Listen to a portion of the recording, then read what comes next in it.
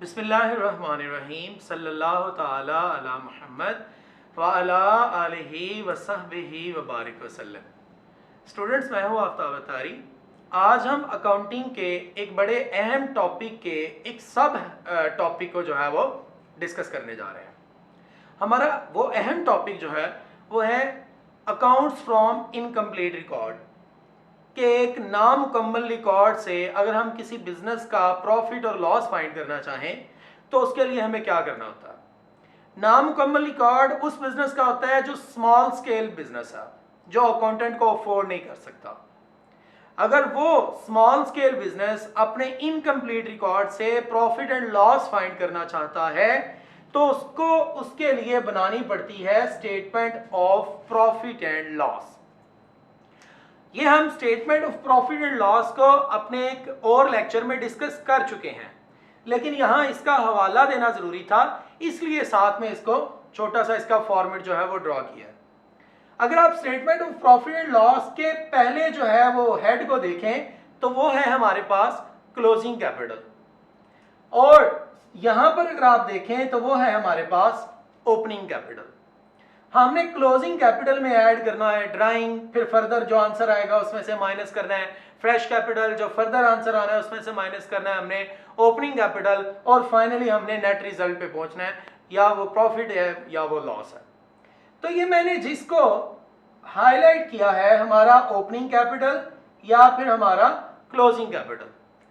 अगर ये हमें उसने क्वेश्चन में न्यूमेरिकल प्रॉब्लम में उसने नहीं दिया, ओपनिंग कैपिटल नहीं दिया या क्लोजिंग कैपिटल नहीं दिया, तो स्टूडेंट्स ये फाइंड करने के लिए हमने जो चीज बनानी है वो है स्टेटमेंट ऑफ अफेयर्स। और यही हमारा आज का जो मेन टॉपिक है कि स्टेटमेंट ऑफ अफेयर क्यों बनाते हैं। तो आपने मेरी पहली डिस्कशन से अंदाजा कर लिया होगा कि स्टेटमेंट ऑफ अफेयर इसलिए बनाते हैं कि जब किसी बिजनेस का, स्मॉल स्केल बिजनेस का हमने रिजल्ट फाइंड करना हो और उसके लिए हम बनाएं statement of profit and loss, और statement of profit and loss बनाते हुए हमारे पास क्लोजिंग कैपिटल या ओपनिंग कैपिटल मौजूद ना हो, तो उसके लिए फिर हम क्लोजिंग कैपिटल या ओपनिंग कैपिटल फाइंड करने के लिए जो स्टेटमेंट बनाते हैं वो है statement of affairs.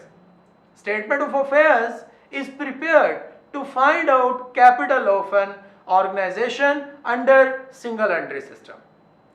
Statement of affair जो है वो कैसे बनाई जाएगी, ये फॉर्मेट इसका आपके सामने मैंने ड्रॉ किया है। इसमें अगर आप देखें तो एक तरफ हमने एसेट्स लेने हैं और दूसरी तरफ हमने लायबिलिटीज लेनी है।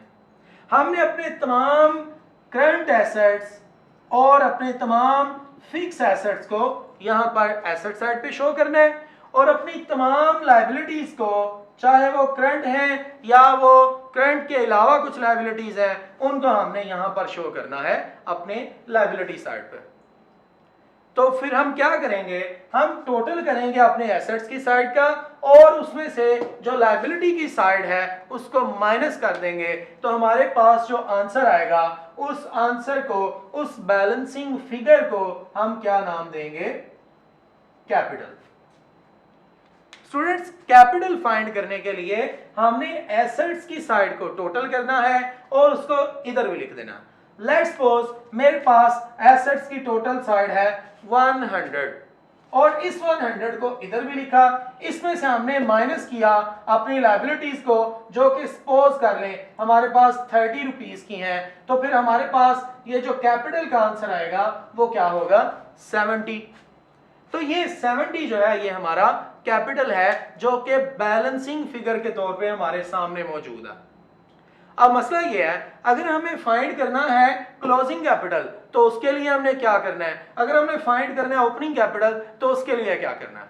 स्टूडेंट्स, फर्ज करें हमें फाइंड करना है ओपनिंग कैपिटल, तो फिर स्टूडेंट्स हमने यहां पर अपने तमाम ओपनिंग एसेट्स को लिखना है जो साल के शुरू में हमारे पास मौजूद है, और यहां पर तमाम ओपनिंग लायबिलिटीज को लिखना, तो हमारे पास जो आंसर आएगा वो ओपनिंग कैपिटल होगा।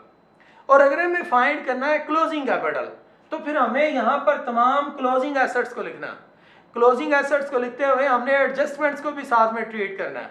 लेट्स सपोज आपका फर्नीचर है, फर्नीचर की वैल्यू में कमी हो चुकी डेप्रिसिएशन, तो वो डेप्रिसिएशन माइनस करने के बाद लिखना। डेटर्स में से कुछ बैड डेट्स हुए हैं तो आपने डेटर्स में से बैड डेट्स को माइनस करने के बाद यहां पर लिखना। और इसी तरह आपकी अगर कोई लायबिलिटी होगी और आउटस्टैंडिंग लायबिलिटी होगी तो उसको भी हमने यहां पर शो करना। और फिर जो हमारे पास आंसर आएगा क्लोजिंग एसेट्स और क्लोजिंग कैपिटल को माइनस कर क्लोजिंग लायबिलिटीज को माइनस करके वो आंसर आएगा क्लोजिंग कैपिटल का।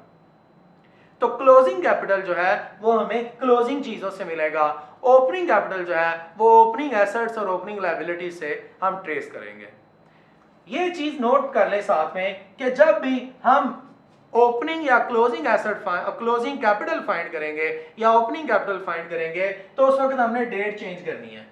अगर हम फाइंड करने जा रहे हैं ओपनिंग कैपिटल तो उस वक्त हम यहां पर ओपनिंग डेट यहां मेंशन करेंगे जो कि 1 जनवरी हमारी होगी 2019 या जो अकाउंटिंग पीरियड जहां से स्टार्ट हो रहा है वो डेट यहां लिखी जाएगी। और जब हमने क्लोजिंग कैपिटल फाइंड करना है तो उसके लिए हमने यहां पर क्लोजिंग डेट को मेंशन करना है।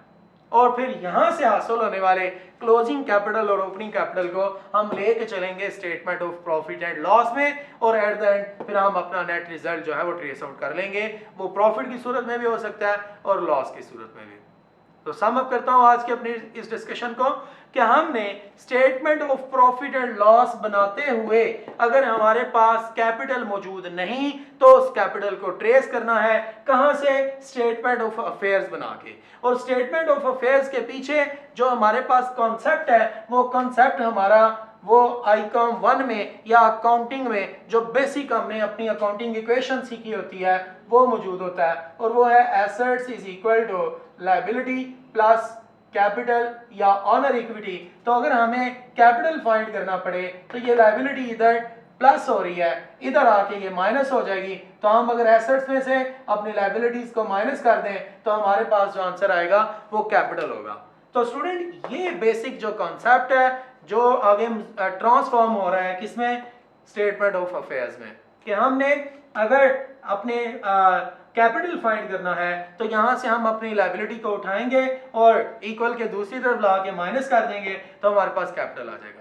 तो इस चीज को हमने यहाँ पर जो है वो शो किया है एक प्रॉपर स्टेटमेंट की सूरत में। मजीद कॉन्सेप्ट्स को बेहतर तरीके से आसान अंदाज में सीखने के लिए आफ्ताब अत्तारी ऑफिशियल के साथ जुड़े रहें। Thank you so much.